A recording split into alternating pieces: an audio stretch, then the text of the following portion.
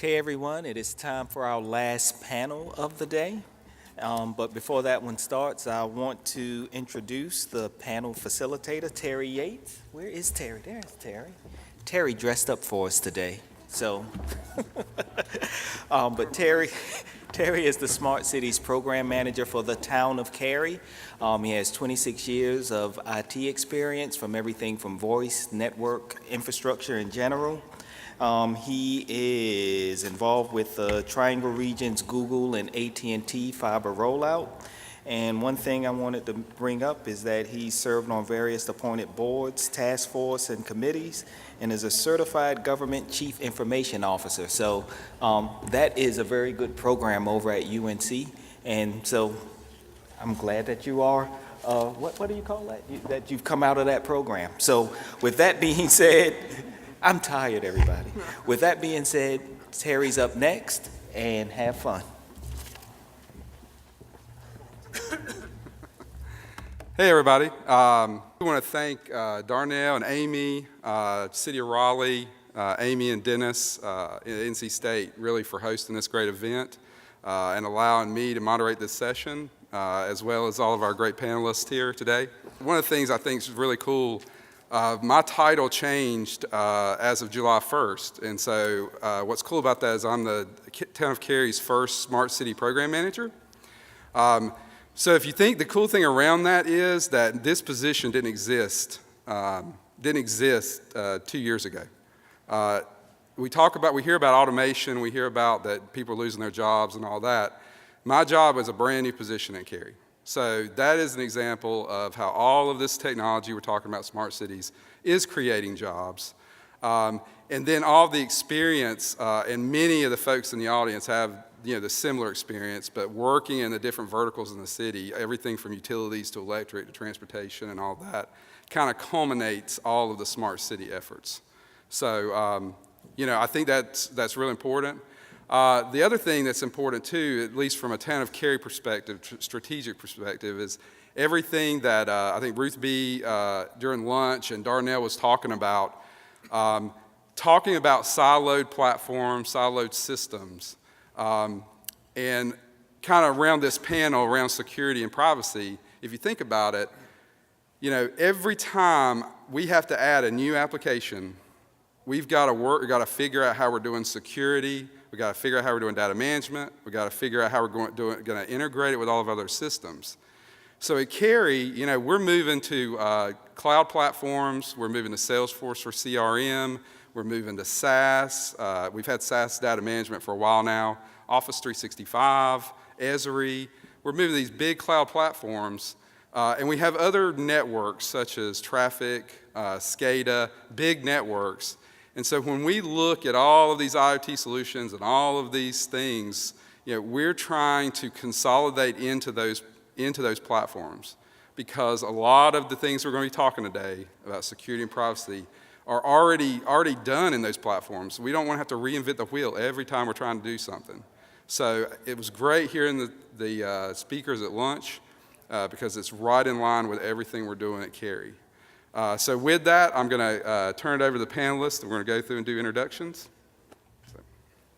Hi, I'm Neil Dela Cruz, a global security consultant with AT&T. I've been hacking since I was born, and I've been defending networks since 1995-96. Been a CISSP since 2002, and I've been with AT&T since 2006, all in a cybersecurity role. Hi, this is Russ Jurek. I work at Cisco in the IoT CTO group. I've been at Cisco about 20 years. I also have a position on the FCC TAC, where I lead the 5G IoT working group, and BitTag for the Broadband Internet Technology Advisory Group, and several other boards related to IoT. When we think about smart cities, I don't know what comes to your mind, but to me, I have like the Jetsons view in my head. I know that was like a long time ago. Actually, that show was created 37 years before IoT was coined. Or you could have the other view of, okay, what went wrong in Star Wars? It's like they've got all this really cool technology and connected devices and weapons, but they're living in caves and huts. So that's that dystopian view of IoT gone bad, maybe. But anyway, I think there's a lot of opportunity here. It's very interesting. We live in a great time because, smart cities provide benefits to citizens, reduced costs, energy consumption, efficiencies. But on the flip side, there's a number of challenges that are out there. The number of IoT devices, the variety of IoT devices that connect to the network, legacy equipment and solutions, budgets. You have an open budget, right, Neil? Or, right, Terry? Yep. Yeah, right. budget's not a problem. Plus the many industry vertical solutions and protocols that exist out there. And not to mention IoT, when you think about implementations in smart cities and transportation, human lives are at stake, right? So that's critical compared to a lot of other deployments. Anyway, we can talk about some of these topics as we get into the panel. Jamie Spradlin. I'm the Chief Information Security Officer for the City of Raleigh. I'm the first CISO they've had here at the city. I started in January. Darnell brought me in, set the bar really low so all the CISOs after me would have good-looking success moving forward. Everything would look very positive and productive. So he's smart in that way of looking at it, to be very strategic about bringing me in and setting the bar low. My background was intelligence in the Air Force, counterintelligence. Then it went into cyber intelligence, which is how I got into this IT security space. I worked federal government, healthcare, higher ed, state, local now. Done IT. I've been working in IT for the past 20 years. The City of Raleigh is in a unique position right now. We're doing a lot of good things. We're changing a lot of things in the way that we're looking at behaviors from user education and Internet of Things. And we're excited about this Smart City initiative and what we're tracking with here at the city. So thanks for coming out and supporting our city. We appreciate it. I'm Lori Williams. I'm a professor at NC State University in the Computer Science Department. I'm actually the department head of computer science for about 8 more hours. And my successor takes over tomorrow, and I'll be a regular faculty member. At NC State in computer science, we have 7 faculty that are focused on security and privacy, another 5 on IoT, and then electrical engineering. Our next door neighbors have about 7 faculty working in IoT. And so what that really means to the city of Raleigh, city of Cary, or wherever you come from in the state, is that, we are doing research in these areas. And, I would love for you to think of us as your research partner if there's something that you're trying to do, that you're having trouble with. There's nothing a researcher loves more than a real problem and real data. Another position that I have is I am the co-director of an NSA-sponsored Science of Security Lablet, is what it's called. Back in 2011, NSA chose 3 schools, NC State, Carnegie Mellon, and University of Illinois, and we're in good company there because those are good schools, to focus on being much more proactive about security. NSA was feeling that we were reacting. Attackers would do something and then we would react. And in industry and government we're doing that, and in the real life category, but also in researchers. Attackers would do something, that's what we would research next. And they really wanted us to get underneath the patterns of what does an attacker do, how does an attacker behave, and what type of systems do we need to develop, what principles do our systems need to abide by. And to be much more proactive about that. So I'm happy to talk to you about that as well. All right, thank you guys. And there's one more thank you I wanted to mention. Thank you to all the audience members here for sticking with us all day. I know it's been a long day, learned a lot of stuff, but we really appreciate you guys sticking around to hear this panel. So we'll get into questions. So the first question around this kind of goes to Russ and Neil. With the large amount of DDoS attacks over the last 3 years, what are, all IoT devices are being deployed. What are some emerging IoT security solutions and platform solutions that you guys can let the crowd know that you would want to deploy? I think that the most prevalent attacks, the most prevalent threats to smart cities, smart universities are going to be the powerful distributed denial of service attacks, ransomware attacks, or any attack that is aimed at disrupting a system. In the last 18 months, we've seen a shift from intrusion to disruption. So make no mistake, the disruption is the game now. Now, Why does it work? Really because, well, we've got a lot of vulnerable devices on the internet. The internet is a very dumb network fabric. Packets can flow any which direction to their destination. They are unmetered, they're unmonitored. There's nothing to police these packets, right? And packets coming from Iran, Russia, North Korea, or even China, they don't require passports to come into the country, right? So the reason they work is because hackers, hacktivist criminals, nation states, their favorite vehicle for carrying out their cyber campaigns are botnets. Botnets are networks of infected devices under the command and control of an adversary. Once these devices become affected, they are essentially recruited into an quote-unquote army, and they can launch an attack against pretty much any device. Now, you know, some of these attacks can be prevented. I think that there are two major types of DDoS attacks, logical and flood. Logical is going to take advantage of some kind of weakness, some kind of hole, or a very large algorithmic point within your application. Those attacks can be prevented. They can be prevented by secure coding, by patching.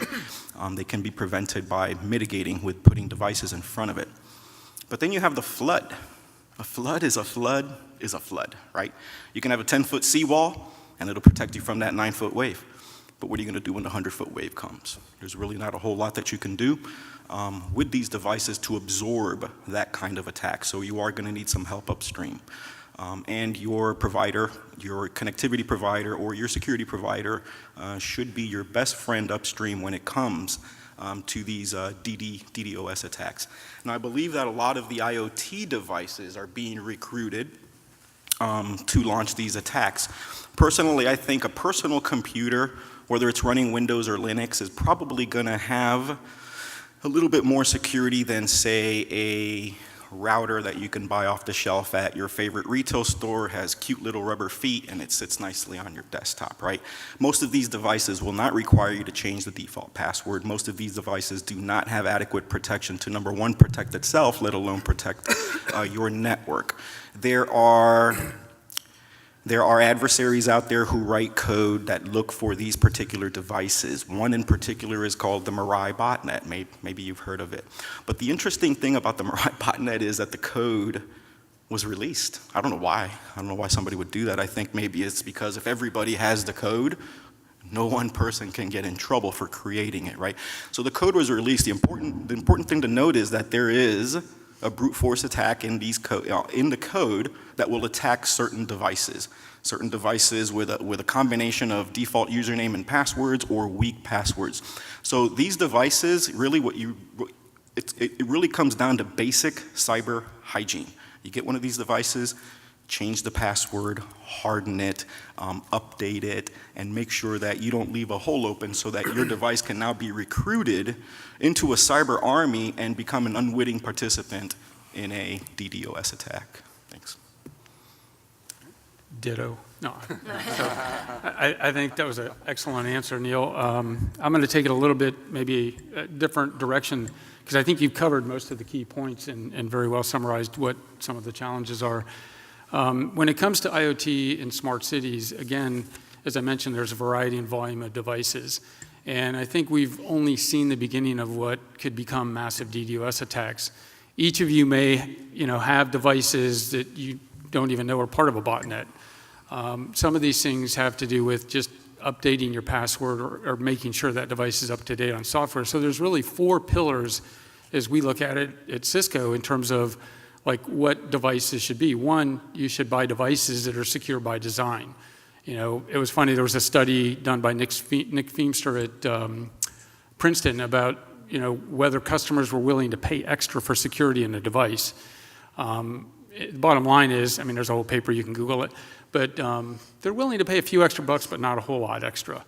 And the challenge gets to be, when you have a device, a new device, all these botnet attacks are typically when somebody can either hack your password because you put a simple one in or didn't put any password and have a default password. That's a typical challenge.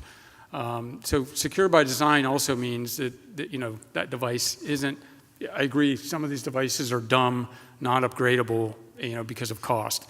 But a lot of devices do have that upgradability. So second is what we call manufacturer intent, device intent, knowing what that is on the network. There's a new standard out, IETF MUD, which is manufacturer usage description, which is just starting. So this is one of the new developments that can really secure devices, because now I know what that device's swim lane is, and I can secure that on the network. I can go into a lot more, probably a 2-hour presentation on MUD, but we don't have the time. The other one is a secure, scalable onboarding process, which is critical as well. Typically, people make shortcuts when they onboard or don't configure a device as it should be when they onboard it. And the last one is lifecycle management. It gets to this, okay, it's not very good to have a device that's had 3 or 4 software patches made, and Apple's pretty strong about this, for one, just as an ecosystem player, where it's like you keep getting those notices, right? But if you keep ignoring them, I mean, some of those are security patches. So part of that is critical to making sure that your devices are secure. So those are the 4 pillars of security. I think you hit the main points on botnets. I think the thing we need to be careful to look for, though, is what we've seen so far is just like a DNS attack. In a smart city where somebody could hack all the water meters, for instance, and create a pressure head by cycling all the sprinkler systems across the city and, blow up some pumps and take out the water system. These are things we need to be aware of and look out for. So as cities or CISOs buy devices, make sure you're following the 4, pillars of security when you implement those. All right, that's great. That's great. So we're going to turn it over on the city and university side on the next question for Jamie and Lori. What are your thoughts around how do you balance privacy concerns with all of this smart city technology deployments? I'll let you go first. Okay. So one thing, and I'll start out by saying, as Terry said, thanks for staying till the end, and especially because we're talking about privacy and security, which is not the exciting part of smart cities, right? The exciting part is all the great functionality, all the the cool things that it will do. And so, my thoughts about, implementing a smart city and what does a city, university, or company do is you need to make sure you're always thinking about security. Risk talked about the pillars, and to really be thinking with every use case, every cool thing, who would want to attack that and how would they do it? What I teach is called software security. And it's building secure products. That's what the students in my class learn to do. But we have abuse cases or misuse cases. Abuse cases take the functionality that you're building into the product and immediately match it with who are the adversaries and what are they going to try to do and how are you going to build that in, the protections, so that they can't do what they want to do. The other thing that we need to be thinking about are misuse cases. Misuse cases are the mistakes the average citizen will make that will cause a problem. And a stereotypical version of that is a phishing attack. So people click on links they shouldn't, right? And so that's a misuse case. Oops, I made a mistake. Now there's consequences. And so one thing in implementing smart cities that we should all be thinking about are always, who are the adversaries? What are they going to try to do? What were the implications of that? And always keeping that in mind. And then in the choices, I think, Russ, you said people will pay a little bit more for security, but as us making smart choices with the vendors that we choose, making sure the vendors care about security, because in the general case, they probably don't. And so, when push comes to shove in all of our choices, choose a vendor that seems to have developed this product, secure by design. Another principle is secure by default. So when you install it, you can't keep the default password in the first place, because if you did, it wouldn't be secure by default. So force good security into your product. So do the vendors that you're choosing, do they abide by those types of principles? So from my perspective, I look at it in 3 facets. There's the governance, there's the transparency, and there's the ongoing education. I think as I come into a new role, when I look at the privacy associated with the data that we have in the city, I look at how we're educating our users that are inputting that data and have access to that data. When we look at the governance framework, it's around the data that's being collected, who has access to the data, and what they're doing with that data. So I think as citizens, when they look at smart city initiatives, they want to know who's looking at that data, why you're collecting that data, what are you doing with that data when you do collect it? Is it personal data, or is it data on just an activity that is going on around that you happen to be involved in? We also look at some of the transparency and open data that is provide increased public citizen accountability on elected officials. So you look at when we have this data and we're collecting this data, we can actually hold people accountable to what is out there and what we're doing with that data and how it's being used in our city and in our environment. Cities already collect data. When you look at buses and the card swipes that we use now within our city, we already are collecting data on individuals. And what we're doing with that data is more of looking at scheduling bus routes and how we're going to do transportation within the city, not so much collecting it on the individual, but looking on how we're going to use that data to help provide more efficiency within the city holistically. And when you look at ongoing education, so for me, when I came to the city, we did minimal education when it came to our internal employees. Now we're doing that education to educate them on what they're doing within their job on a daily basis. That has deeper implications on the privacy, because that data and what the DLP, or data loss prevention, and what we do with that data and how it gets out of our environment, and making sure we're sanitizing it and not allowing certain aspects to go out of the city environment. When we collect data, and we're making sure we're keeping that in a controlled environment and not giving access to external entities that are out there that might be looking to get access to that information. Can I make one comment? Sure. The other key point, I think, on data protection is obviously encryption, which is one of the best tools. And, there's even an org encrypt everything, so. And if I could add one more thing, and this is really to the application and software developers out there. If you don't need the data, don't collect it. Yeah. If you don't need the data, don't collect it. The other thing is a baby on board. Don't have a baby on board your device. What that means is if I'm driving my car down the highway, and it's a nice sunny day, I have certain risk, right? But what if it starts snowing? What if it starts snowing in Raleigh, and I'm driving on the road? Did my risk increase? Yes.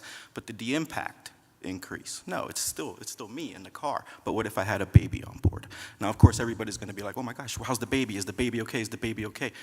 So the impact is going to increase dramatically if you have that quote-unquote baby on board. So don't have the data if you don't need it there. Don't collect what you don't need as well. All right, great. So, I'm just kind of open this up to the basically entire panel. We've talked about a lot of data, security around data. We talked about patching, having unpatched devices, stuff like that. Is there any other kind of best practices that you would recommend to the audience around, your deployments, your smart city solutions around privacy and security? Yeah, sure. So, software is imperfect. They're going to have bugs, right? But when these imperfections manifest themselves into holes, you got 4 options. You can fix it, mitigate, shut it down, or carry on business as usual, right? Metaphorically speaking, holes should be spackled, sanded, and painted, right? That's patching the hole. That's fixing the problem by covering the hole. Mitigating the hole would be like putting a piece of furniture in front of the hole, or a picture frame to cover the hole, right? That would be analogous in IT to putting some kind of intermediary device between the hole and the would-be attacker, or tweaking some kind of a device. If those aren't options, then you can always carry on business as usual, increase your monitoring, increase your diligence, extra backups, etc. And then there's a 4th option, which, under extreme circumstances, depending, of course, on the device, you can shut it down until another option becomes available. Now, some would opt for a final alternative. Ignore the problem, hope you don't get hit. That's not a strategy, that's wishful thinking. Maybe you won't get hit, but if you're not even carefully monitoring, how would you know if you were right or wrong? And this brings up a really thought-provoking principle, and I think this is important, so listen carefully. Never attribute the fact that you did not get hacked with your own cleverness. Okay? You could have had absolutely nothing to do with it. The problem with that particular frame of mind is that it can lead to an overconfidence of your own internal capabilities, and that can introduce organizational vulnerabilities which can't be fixed by patching. So you can never let your guard down. Thanks. So on data privacy, I think most of you probably heard of the EU's GDPR, which is really about having, bottom line is personal information, a user's information, a consumer's information, whether you're an EU citizen or not. If you're in the EU, this applies. And basically, it's protecting that citizen's personal information. You talked about collecting information. I think as IT administrators or CISOs or involved anywhere in that process, you need to be very aware that if you buy a platform or implement a system, that you will have that capability, because most likely there's going to be similar legislation to GDPR. Whatever that ends up is, you're seeing a lot. We've had the waves of data privacy over the last few years. First, there was sort of the Snowden effect, which I called, where privacy became a big deal, and then the Facebook one earlier this year. So, and there's been a number of breaches, Equifax and so forth in the news, and they're basically every other week now you hear of somebody's data privacy being breached. Encryption, again, is a big tool, but it's not going to save all. The other thing is knowing where your data is or where you're storing that data, because across a city, for instance, you're going to have multiple data centers potentially. You may even have data at the edge. You may have public clouds, private clouds involved. And then you've got a number of vendors in your system. You've got a very complex ecosystem in terms of data. And just trying to keep track of that. And then you look at the Hadoop architecture of even how you store data. Every time you do anything in Hadoop, you make multiple copies. So do you really ever know if you've deleted data or where all your data is? I think one of the best things is to have a strategy and a plan of how you're going to manage data when you start to implement a smart city. I think, too, when you look at the data, we touch on that as the data that people already readily put out there and we're able to collect on a regular basis. I think from social media and other platforms that are out there, we're able to collect next of kin, your grandparents' name, your dog's name, all those things to get into your accounts. And those are concerning because elevated credentials that allow people in to get access to different levels of databases and things of significance, and having the ability to get to that information causes us greater privacy concerns than just opening it up a Wi-Fi hotspot and allowing people access to free Wi-Fi. I think from our perspective in looking at who has what you're putting out on your social media and what you're doing in that arena really exposes you as an individual, which in turn exposes us as an organization to increased risk and vulnerabilities that exist out there. Yeah, and I guess a lot has been said, so I have a high bar to add to that. But a couple things. One is to not trust. So all smart cities are going to be systems of systems of systems, components built upon components, and each one of those has their own privacy policies, security policies, their own vulnerabilities, and when you compose them and into a larger system, what is the resultant system and how secure is that? And so it's important to check out each one of them and to not trust. So you may have a component, you buy a component for your system, but that privacy policy, maybe they're collecting data and you don't even know it's collecting data. So, you have to check all of those things out to make sure the system that you're building is secure. And to make sure that if they have vulnerabilities that you do patch those vulnerabilities.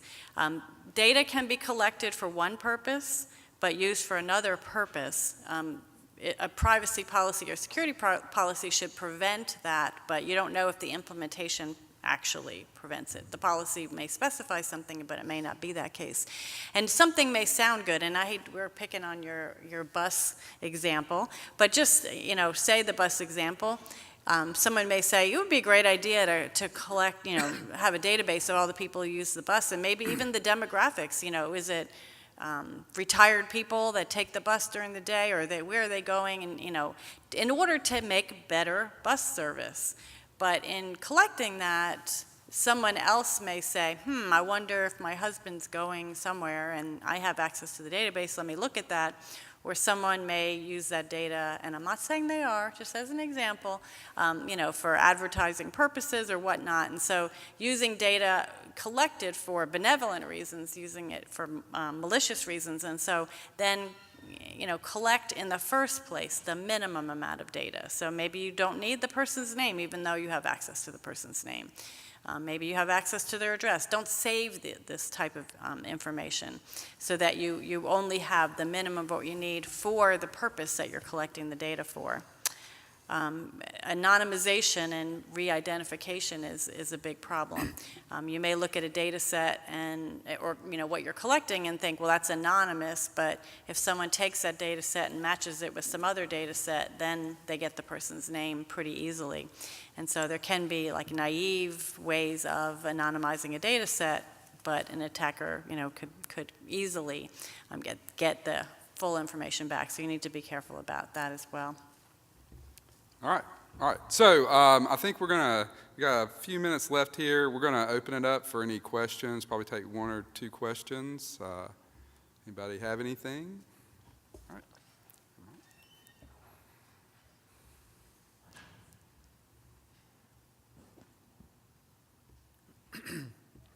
Got it. Is it working? Okay, perfect.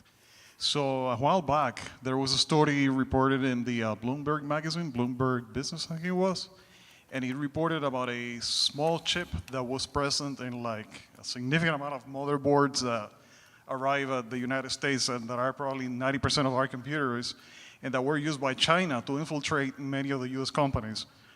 What are your thoughts with respect to the U.S. importing all that technology from China and relying on China to build our technology that is basically the backbone of our economy? I know the article. If you've not read it, it's a fascinating read. When I was halfway through the article, I had to really go back to the front and say, is this a news article or am I reading a spy novel? But it's a fascinating article. It's a scary article, but what you're talking about really is supply chain security. Motherboards made by a particular manufacturer, I'm not going to name them, were made their way into a lot of servers within Amazon's cloud, some other companies as well, some drones, some other software, and they were basically surreptitiously, stealing all this information. The really impactful thing about that particular attack is where they put the chip, right? I mean, it's a piece of hardware, which means, I'm just going to reformat, reinstall my OS, and start from scratch. No, it's hardware. It's embedded in the hardware. It's already there. You would actually have to find this added device, or it was actually a piece of silicon that they added about the size of a grain of rice and underneath a little heat sink. Very, very difficult to find. How do you protect against something like that? It's hard. Very, very hard. Here's the thing, though, is that obviously there was a nation state involved, right? And I think that right now hackers, we see the term hackers. First of all, I consider anybody who's very, very savvy with an operating system to be a hacker, right? Hackers are good and bad. The ones who are telling us about all these vulnerabilities and exposing, hey, these are problems, these are holes, you guys need to look at this, are hackers, right? So really, if you're hacking for crime, then call it what it is. It's criminal, right? Now, do criminal organizations have that kind of reach that they can actually put an agent into the manufacturing floor of a computer manufacturer? That requires a lot of intelligence budget, right? If you're protecting secrets from foreign intelligence agencies, you're going to need every defense that has ever been invented, including some that probably have not been invented, and not to mention the fact that technology doesn't necessarily protect against the 3 Bs, right? Burglary, bribery, and blackmail. So there's those things that are also part of the supply chain hack. That was essentially a supply chain hack, not a whole lot you can do there. Yeah, this becomes a problem for vendors like ourselves, if you do any, because everybody has parts they buy, what's called off-the-shelf parts, typically in some of the systems. So I guess the warning I would say is be careful who you're buying from, because, you make sure you're buying from somebody who actually is going to go through testing of that system once it's a system integration's done, because it is a supply chain problem that could end up in different components, but you know. Even the testing, and that's a great point, right? And let's say that I bought something manufactured in the U.S. Was everything inside that system manufactured within the U.S.? The other thing is that their preferred, they being the adversaries, whoever this intelligence agency was, their preferred method was to not penetrate the actual company, but to hijack the trucks as the devices or the components left the manufacturing. So by then, they've already been tested, right? So at point, how much regression testing can you do? How much trust can you have in these manufacturers? Maybe there is some option, maybe there is some value in saying, electronic components, computer components, maybe they should be manufactured in the US, right? But even then, does that completely eliminate you from being a target for that particular supply chain hack? Absolutely not. No. Yeah, and the only thing I'd add, the complete answer so far, is that we can never, whether it's China or anywhere, we can't trust anyone. That's the sad truth of it. So a security principle is defense in depth. So you have to have checks upon checks upon checks.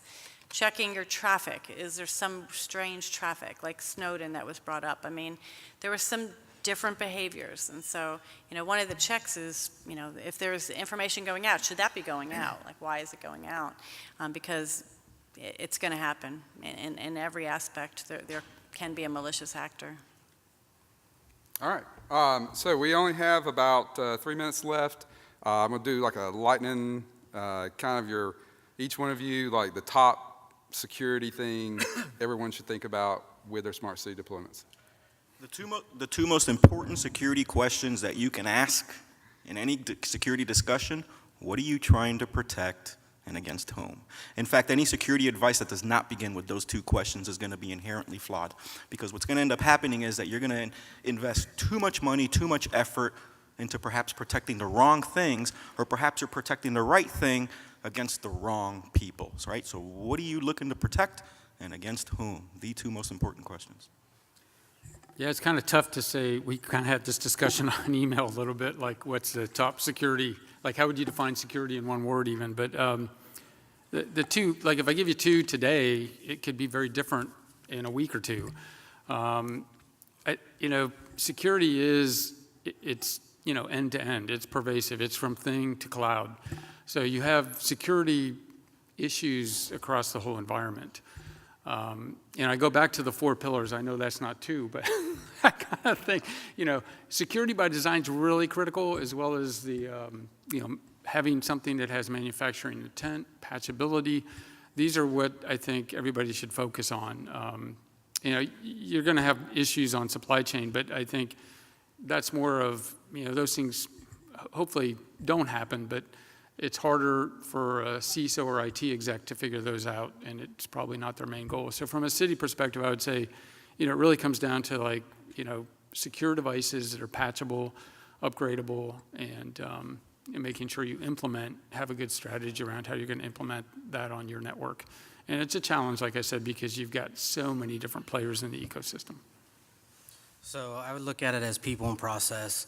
Back to what we talked about before, the behaviors of individuals on the network and what you're doing from a layered approach from a security protection standpoint. As we've discussed a number of times, you're looking at different tools that are in place that overlap, that help protect you in different facets, and in order to mitigate those behaviors of the individuals, albeit if they are malicious, and if they're not, if it's just an education from a people perspective on whether or not they know to click on something, as we talked about a phishing email, to identify what is a phishing email and not to click on that and allow that threat in your environment. And then process. You can put things in writing all the time and have things documented for people to follow, but then there's the application of that and making sure you hold people accountable to that, so then when you do have those processes in place, that they're being held accountable and that we're doing the things that are in the best interest of the city moving forward. And I'll just finish up, from an NC State standpoint to reiterate that, we're here, your taxpayer, your dollars are paying for us, and consider us your partner. research partner, and if you're, in an organization and you do security, come talk to our classes, establish a partnership, and let's do research together so that we can have a very smart city. All right. All right. Can I ask the audience Great. one question? Yeah, sure. How many of you believe that security is a blocker, just by show of hands? It's a blocker to productivity. Okay, just a lot fewer than... Yeah, I guess the more collegial notion is that security is an enabler. Think about this, without cybersecurity, we would have no e-commerce, we would have no online trading, online banking, all of that would not exist. So think of cybersecurity as an enabler, not as a blocker. Okay? Cool. All right. Thank you, guys. You've been a great panel. Thank you, audience, for staying around. I think Darnell said everybody gets a free gift on the way out, because, yeah. Just kidding. Just kidding.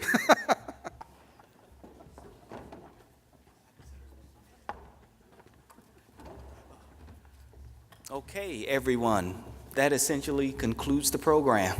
Number one, I want to thank you all for coming today and spending a whole day with us. I hope you enjoyed all of the presentations. Number two, this was our second annual Triangle Smart City Summit.